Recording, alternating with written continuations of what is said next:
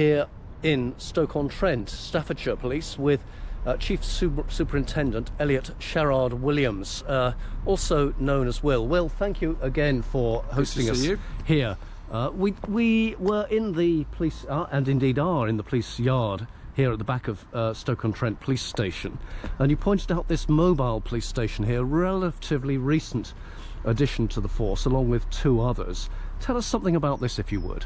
So we had these mobile police stations. We had 3 of them about 6 months ago now, purchased through part of the antisocial behaviour hotspot pilot, funded by the Home Office in partnership with the Police, Fire and Crime Commissioner for Staffordshire. They are really valuable assets to us. They give us a mobile capability for community engagement, for visibility, but also we can use them as a mobile command vehicle in the event of a serious incident. Let's have a look inside. Have a look inside, okay.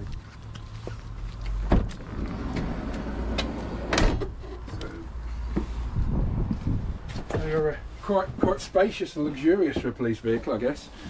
So they operate as a mobile office. I wouldn't call it a lounge, but it's comfortable to sit in. What they do is offer us the opportunity to take our community engagement, our people, to where the public naturally are, high footfall areas, town centres. And we hold community engagement events. You can meet the commander, which is an initiative we've got in the city where you can meet the local policing commander, and we go out in communities to do that, and we take this vehicle with us. So members of the public can sit inside. If need be, have some privacy, we can shut the door and talk about whatever they want to talk about. It also has the the capability as well to be a command vehicle. So simple, we've got a desk, power. We can even make a cuppa as well if we want to here. But these can be deployed either singly or together at a protracted siege or a protest or wherever we need facilities for commanders on the ground to operate in a reasonably sterile environment that's secure, that is dry. We can deploy them in support of that kind of activity as well. Very good.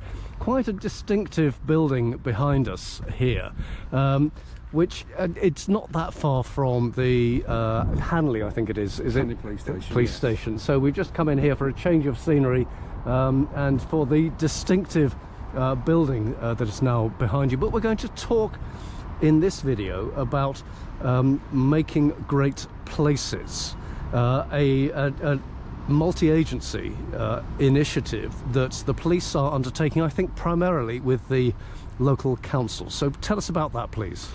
Yeah, so Making Great Places is a joint initiative between ourselves and Stoke-on-Trent City Council.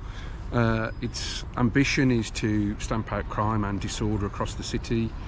It uses partnership data, so our information, our intelligence, but our performance data as well, overlaid against the City Council's performance data through our joint partnership analyst using Power BI to highlight areas of particular concern for us as a partnership, beyond the traditional crime statistics, because we know other behaviours, other issues in communities impact on people's perceptions of safety about where they live. So we use that data to identify and help us prioritise areas, along with extensive findings from community engagement. Once we have our area, we work closely with the City Council to either conduct days of action, weeks of multi-agency action, or intensification operations which can last several months. So we have an intensification operation now in an area of the city, and that looks like firstly a police-only operation when we target serious and organised crime, modern day slavery, serious offences, and that's been running at the moment for about 3 weeks. In part of the city, we've had near on 60 arrests, over £250,000 worth of drugs and other assets seized. That's ongoing. That runs for about 4 weeks, and then we go into the overt enforcement element, where predominantly local policing, stop searches, road crime team operations, working through that current working tray, we call it, sort of live investigations where we want to arrest a suspect, alongside City Council enforcement through environmental crime units, so fly tipping, whether it's graffiti, trading standard operations, quite some significant enforcement. We bring in other agencies as well to support that effort.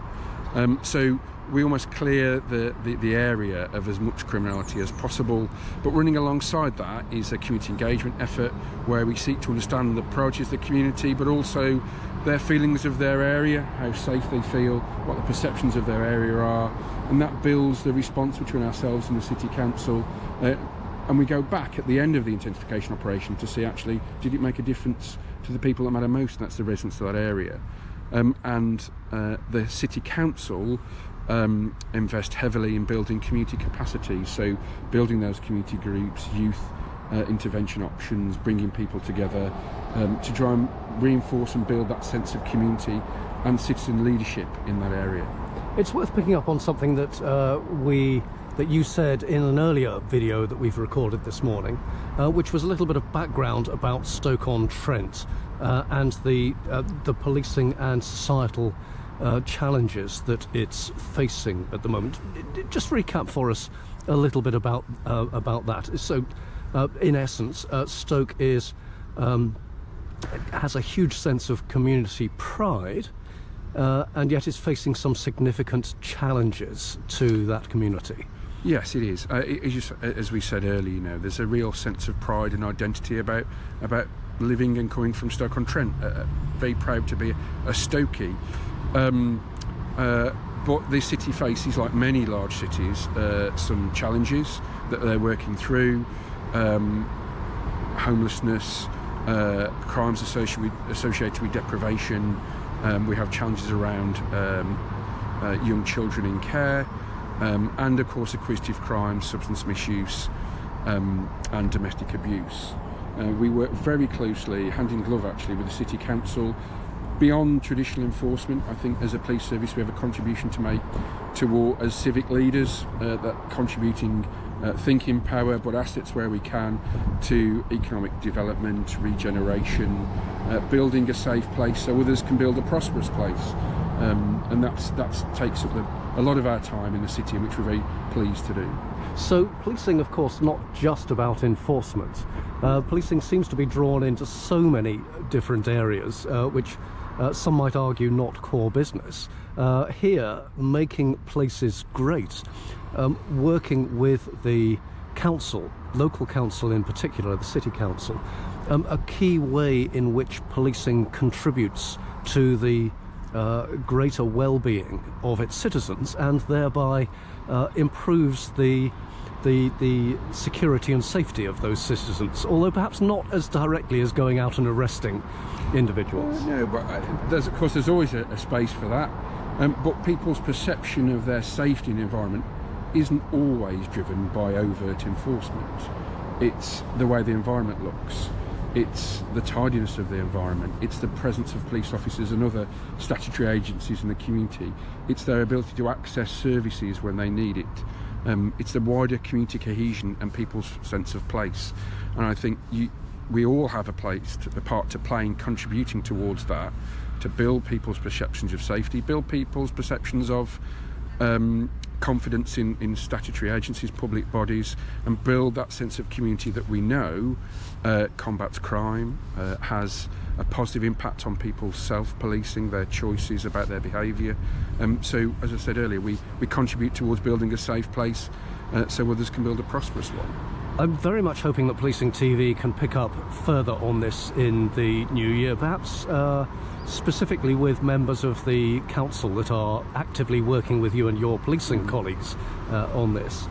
It's great to hear of this initiative, making great places, and look forward to hearing more about it in due course. But for the time being, Chief Superintendent Elliot Sharrard-Williams, thank you so much. Thank you.